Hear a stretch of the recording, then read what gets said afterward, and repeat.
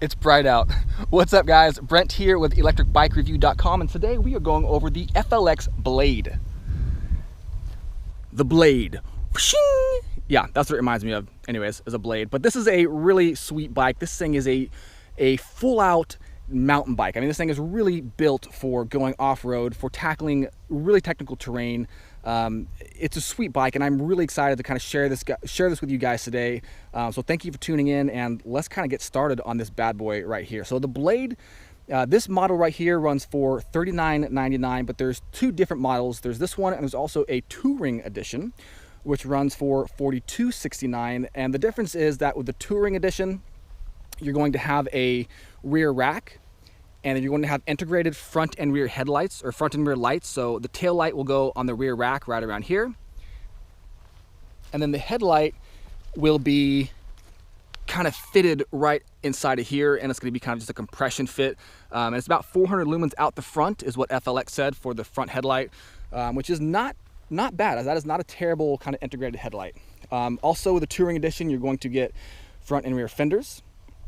Now the frame itself on the Blade it's a 19-inch frame, and that is the only size that this thing comes in, is 19 inches. And it's also no suspension in the back. So we do have suspension in the front, which is nice, but it is a hardtail, and that definitely can get a little bit uncomfortable, you know, I think on longer rides or just really difficult terrain. And I think that the reason that this thing only comes in one size and is a hardtail, the fact that it doesn't have suspension in the back, is probably just to save a little bit of money, and maybe also to kind of just add some structural integrity to the frame here, because obviously if you don't have that, you know, that extra component, you're not splitting the frame back here. This is just kind of one solid piece, which is also just really sweet, really nice, by the way. So this frame is custom built from the ground up from FLX. It's 6061 aluminum with a curb weight of about 58.8 pounds. So not the lightest for sure, but you know, the stuff that it comes with, you know, I think that kind of makes sense for it to be that heavy.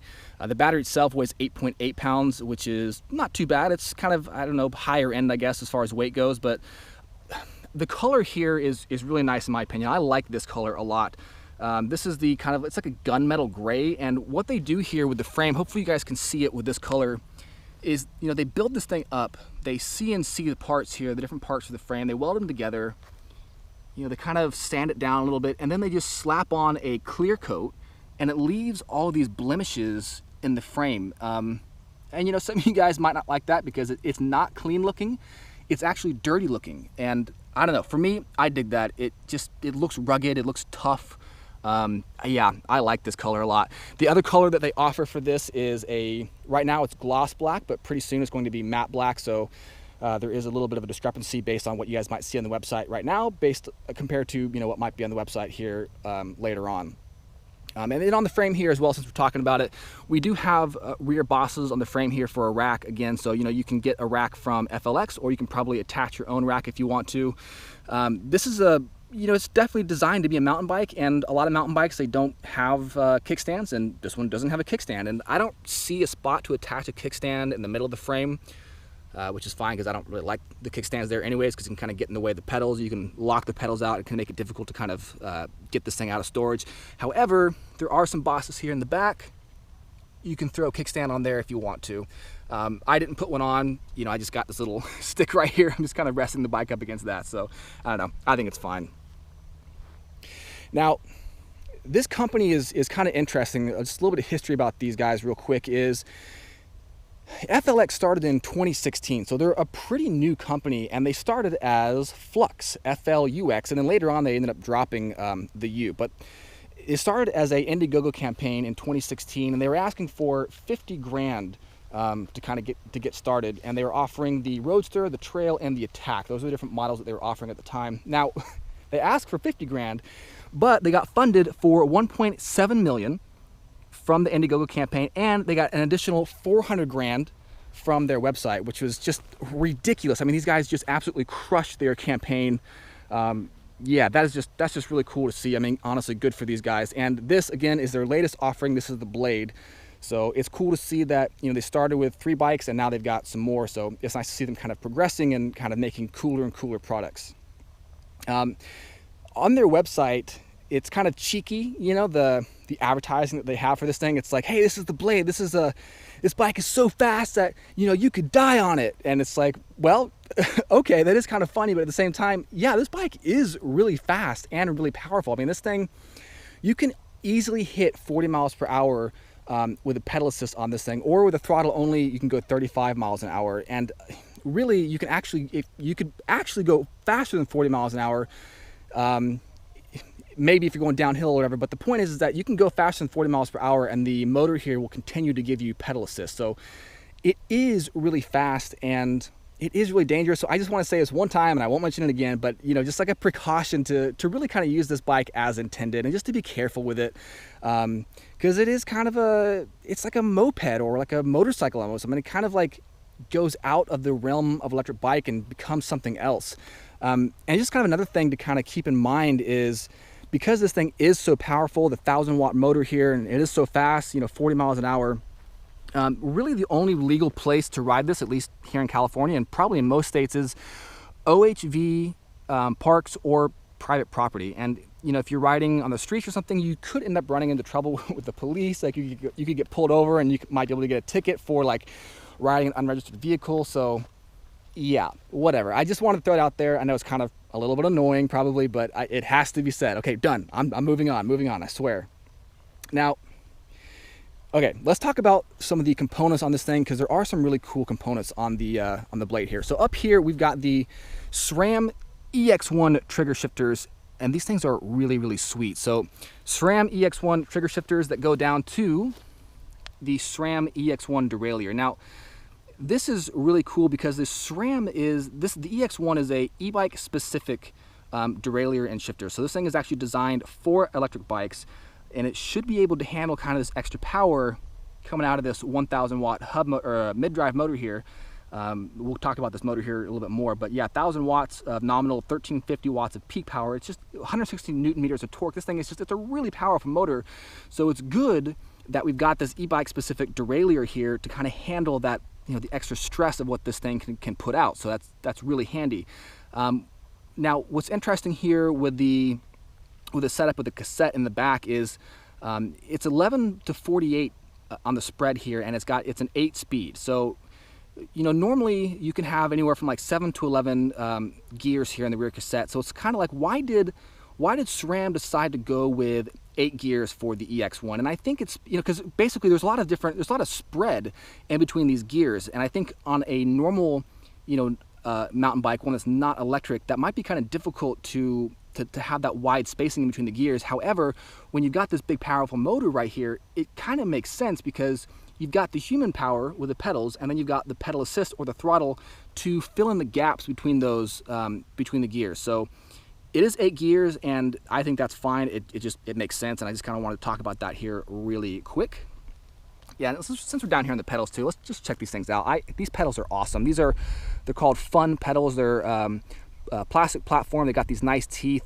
They're just really wide, and they're really, really grippy. I like these a lot.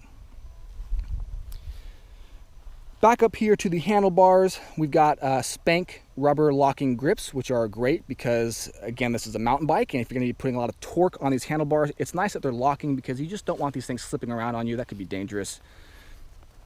Over here in the front, we've got brake levers on either side, and these are Magura MTX brake levers that run down to the 203 millimeter quad piston hydraulic disc brakes. These things are just so beefy, guys. 203 millimeters, that's fantastic. And the quad piston, I think, is really important.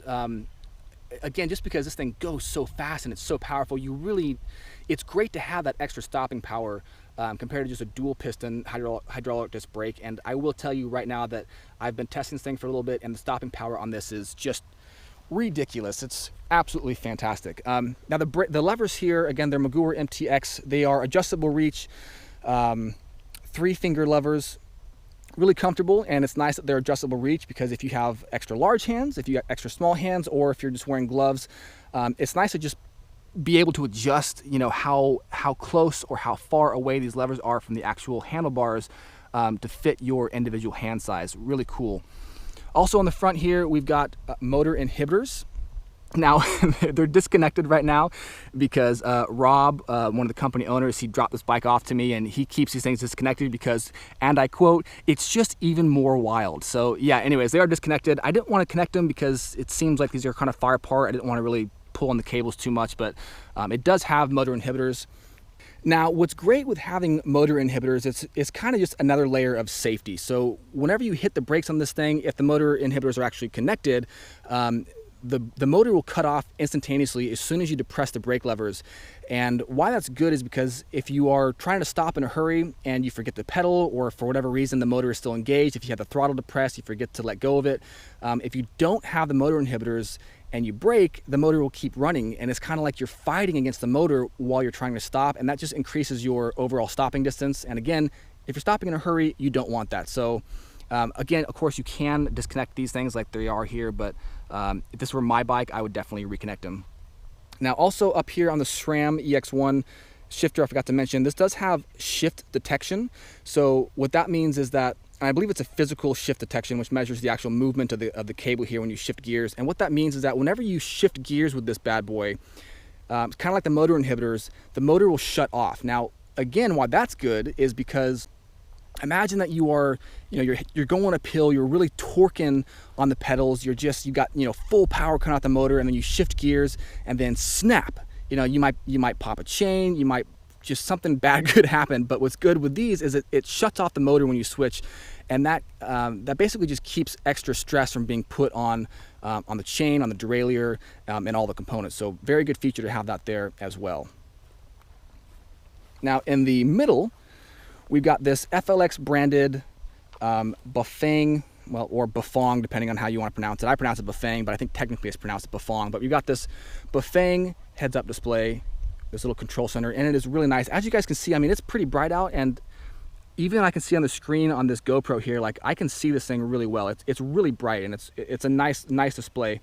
It's also got quite a bit of features here. So let's start by just talking about the different modes here. So there's two different modes on this control center. There's eco and there's power mode. Every time you turn this thing on, it's going to start in eco mode, and if you want to go into power mode, you have to hold up on the plus button here on the control pad, and it's going to switch to, oh sorry, it's actually sport mode, not power. So yeah, sport and eco. And again, to switch back and forth with that, hold the plus button on the control pad, and there you go, you can see it switching back and forth. So lots of information on this control center right here. Starting from the top, we've got the time. This is not the correct time, but you do have a little clock up here, which is cool. You got a percentage battery indicator, but you can also switch it to a bar battery indicator if you want to. I prefer the percentage because it's just far more accurate. And you've got your current speed right here, but you've also got, there's a kind of a disc that surrounds this little circle right here. And you can have two different readouts on that. You can have the current wattage that you're putting out on the bike, or the current amps that you're putting out on the bike. Really interesting little feature. I really like that. You've also got a tripometer right here. And then if you want to kind of switch through the different settings or different displays that you can see, you just hit the I button right here on the button pad. And we'll do that. And we got an odometer, 23 miles right here on this frame. Your max speed, 46.1 miles per hour. That was not me, by the way. That was definitely Rob. I will do a max speed test here later on. I'm going to show you guys some drone footage, but yeah, I don't know if I'll be able to hit 46 miles an hour. We'll see. You've also got your average speed, 6 miles per hour. Yep, that's probably me, going a little bit slower. You've got your range, and the range is cool. It gives you an estimation of how far you can go, but it calculates it based on what level of pedal assist mode you're on. So 0, okay, that's kind of obviously not going to do much. Now, if you switch up the pedal assist modes, you'll see it switches to 78 miles. Pedal assist mode 2, 61, 3 is 45, 4 is 34, and 5 is 27. So that's kind of cool because it's not going to give you just a flat static range estimation. It's going to base it on what it expects the power output from the motor to be. Really cool feature. And again, this does have 5 levels of pedal assist, 0 through 5. 0 is the pedal assist off. However, you can still use the throttle here even with the pedal assist off. And then 1, 2, 3, 4, 5. So yeah, so I dig this. It's really cool. Now, one drawback here of this display is it is a fixed display. So that means that it's not really coming off very easily. And I think that kind of means two primary things to me. It means that if you're parking this thing in a bike rack in the city or something, it's going to be subject to probably getting beat up a little bit, other bikes bumping up against it, maybe scratching the screen. But more importantly, I think what it means is that, you know, you park this bike, the display doesn't come off, somebody could turn this thing on, and they zip away with your blade, which would be like the saddest thing pretty much ever in the whole world. But the cool thing is, you actually can set up a passcode on this by double-clicking the I button, and then you'll see you've got a couple different settings you can go into. You've got display setting, information, and exit. So let's go into display setting, and again, to kind of navigate through all of this information, you use the button pad right here on the left, and there is down here, I'll try to highlight it for you guys, password. So you can, again, set up a password. So whenever you start up the bike by holding the power button here on the button pad, there's a sequence that you can kind of program in, and that's the way to unlock the bike. So that way, you know, if you have this thing programmed in, nobody can run off with the bike. Well, they can still run off with it, but it's not going to be able to turn it on, basically. So yeah, that's kind of cool. Let's go back, info, back, exit. Right on. Okay. And again, while we're over here, this is the button pad. It's really nice. Plus and minus buttons, headlight if you do have the integrated headlight, the information button, power button, and the throttle here on the left. Dig it. We got the suspension here in the front, and this is RockShox FS Pike RCT3 front suspension here with 160 millimeters of travel, compression adjustment. It's got lockout, it's got rebound adjust. I mean, these are pretty sweet shocks here up front. And again, I mean, I'm really happy that FLX opted for this, you know, this nice setup, because once again, this is a mountain bike, guys. This is like really meant for some serious off-road stuff. And you know, if you don't have good suspension up front, that could definitely make things a little bit more difficult. Something I wanted to talk about here real quick though, you know, because this is a mountain bike, because this is meant for heavy duty off-road use, there is one thing that needs to be discussed here, and I want to talk about the hub spacing up here in the front. So we've got 27.5 inch by 2.5 inch tires here. They're nice tires, they're Maxxis, but there's the hub spacing up here in the front is 100 millimeters, and you know, that's kind of just like a standard mountain bike. That's just like a regular, you know, bike hub spacing, right? But this is a, you know, 40 plus mile per hour, 1,000 watt motor electric mountain bike, and this thing is just super heavy duty. And it's just, it'd be cool if this thing had boost. It'd be cool if it had 110 millimeters hub spacing up front. You know, that would increase the bracing angle for the spokes. It would just add for more durability, and I think that would probably be a little bit better suited for something that goes this fast. And same thing for the back here. In the back, we've got 135 millimeter hub spacing as opposed to boost, which would be 148. And also with boost, what that would allow is, if it did have boost, is you could have plus size tires. And plus size tires is going to be anything that's 2.6 inches wide or wider. And the plus size tires is going to give you, you know, more air volume. It's going to be a little bit softer ride, which would be nice because of the lack of suspension here in the rear, and it's also going to give you more traction. Now on the plus side, we do have 15 millimeter through axles here in the front. Here is this side of it, and here's the other side, and it does have a quick release, which is nice. And in the back, we've got a 12 millimeter through axle, which is also really nice. There's that side, and there's that side. Now, this thing does not have boost, but it does have these through axles, and that's kind of a just a nice little upgrade, kind of adds some more structural integrity to the frame. This gives, I would say, a little bit more confidence to reach some of these higher speeds as opposed to just having a regular skewer on there. So it is nice to see that it does have 15 millimeter through axles in the front and 12 millimeter through axles in the back. Now, we did touch on this motor earlier on, but let's kind of dive into this thing a little bit deeper here. So this is again the Bafang Ultra mid-drive motor here, and this thing is it's a pretty sweet setup.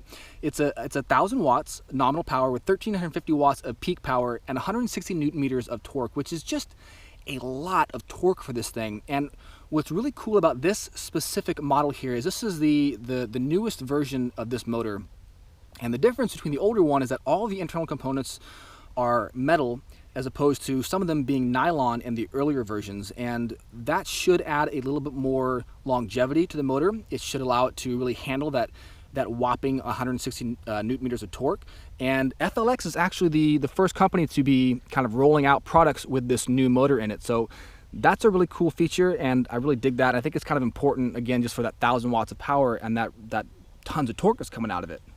Now this motor is also a torque sensor as opposed to a cadence sensor, which is really awesome. I like that a lot.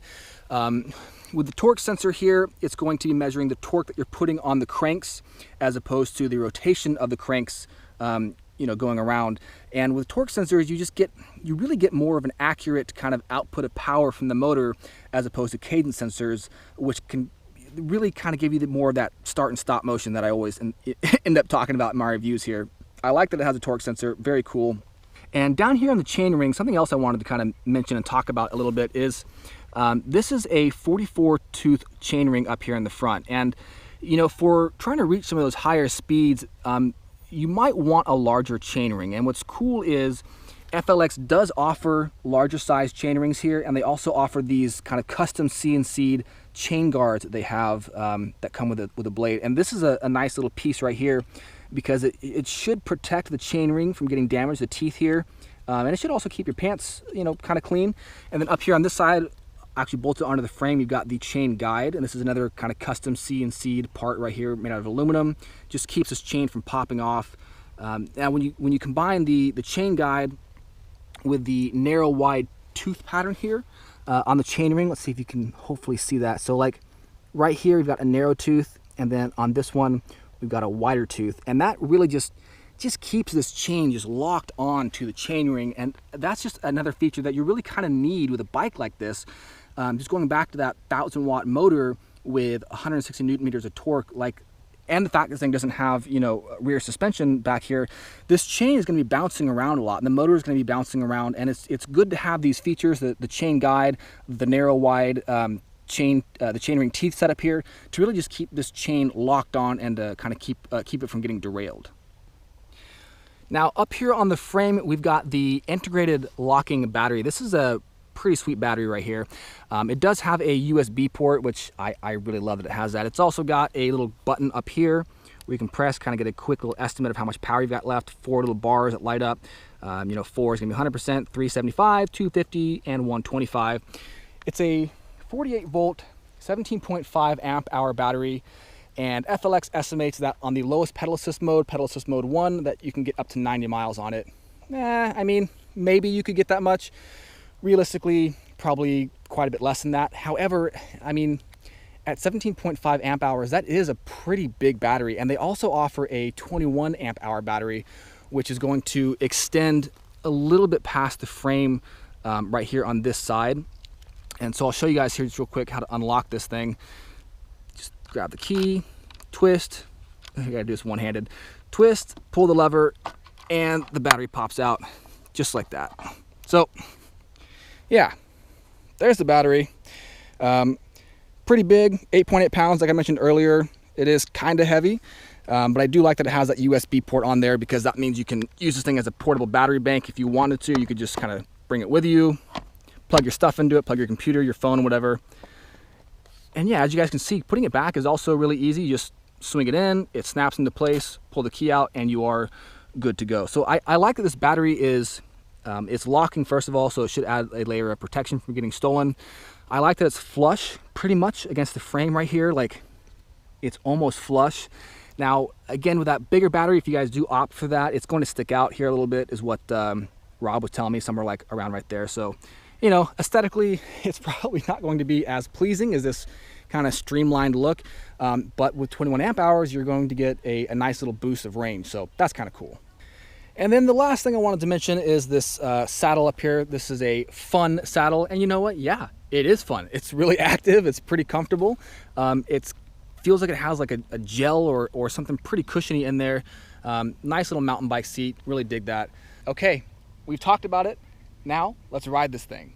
Okay, we're gonna turn this on by pressing the power button right here. Display lights up. And again, we've got pedal assist mode 0, so we're gonna crank that up. Let's just put it into 5. Let's have fun with this thing.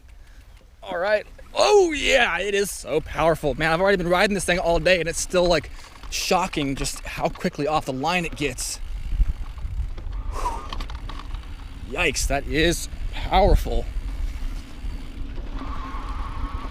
So one of the things I want to do right off the bat here is just kind of do a brake test. So this is just one-handed. We're going to try to stop here with just the front brake, and we'll see how that goes. So we're going 14, 15 miles an hour, and here we go. Oh, good Lord. Oh my gosh. Okay. It's really hard to test this thing full strength with braking while holding a GoPro, but hopefully you guys can see that thing. It's powerful. So let's do a rear brake test here real quick. And brake test. Yeah, okay. It stops on, I mean, this thing's got just oodles of stopping power here. All right, next thing I want to test and kind of show you guys is the actual, the shift sensor. So here's the back of the bike here. And I'm gonna go ahead and start switching gears.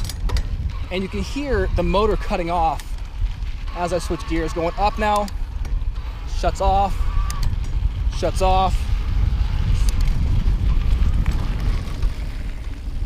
Yeah, so hopefully you guys can hear that. Every time I switch gears, this thing does work as it's supposed to. The motor shuts off. And again, it just kind of protects the components there from having too much stress on them. Okay, so we're at a dead stop, and I want to show you guys throttle only acceleration, so you can see really just how powerful this thing is. And for reference, I'm a 200-pound rider, and again, we are at 0 miles per hour, so this is going to be only throttle. Here we go. Woo. And we are going up a slight hill here. 10 miles an hour, 11, 15, 16, 17, 18. It's so much fun. Oh man, this bike is ridiculous. The suspension also, while I'm riding it, does feel really good, especially for me as a 200-pound rider. That's kind of impressive, so I dig that. Okay, now I want to show you guys the torque sensor and see how accurate it is as far as, you know, when I start pedaling, how quickly does the motor start and how quickly does it stop when I stop pedaling. So here's the back right here.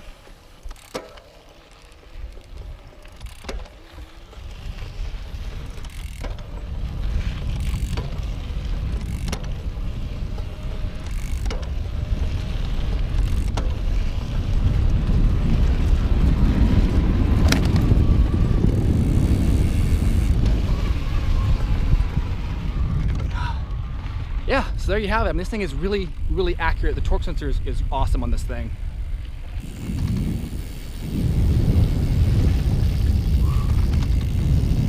Yeah, and again, the braking is just so powerful on this. Man, this thing is so much fun to ride. Picks up speed so fast.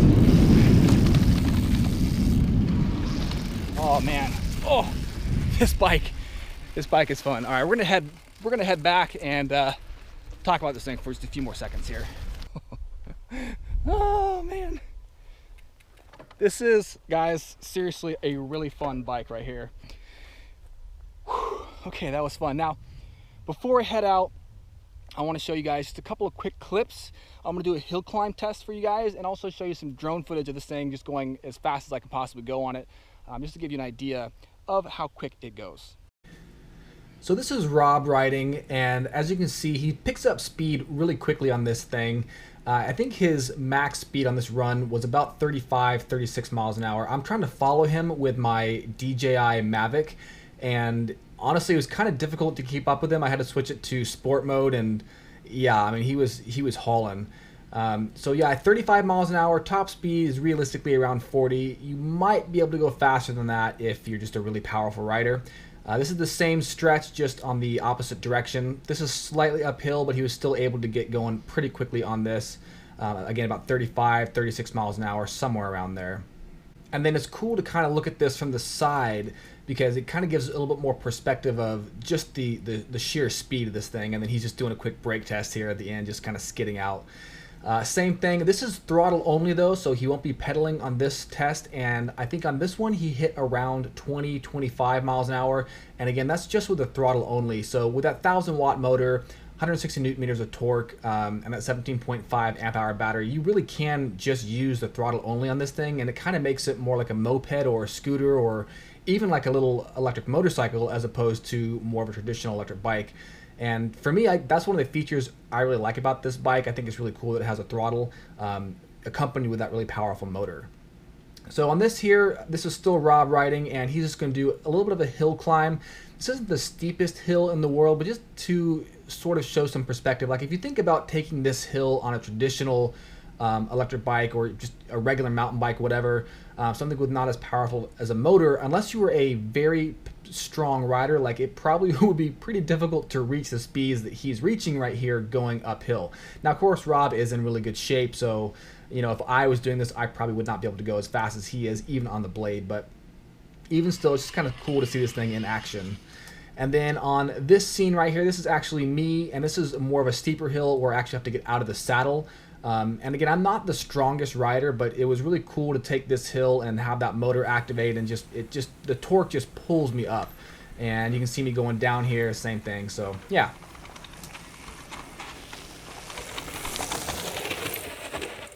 Alright guys, that is pretty much it for the FLX Blade review. Just again, real quick to recap, overall, really cool bike. Just a couple of things I think might be cool to see in future models.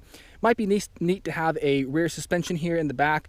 I think it'd also be great to see some wider hub spacing, some boost here in the front and the back, just to give this thing a little bit more structural integrity for those really high speeds. But overall, really sweet bike. I really enjoyed reviewing this. If you guys have any questions, any feedback, whatever, please leave them in the comments below, and Court or myself will get back to you guys as quickly as we can. And for the full write-up, of course, head over to ElectricBikeReview.com. It'll be up there. Thank you guys for watching, and if you're going out to ride safe.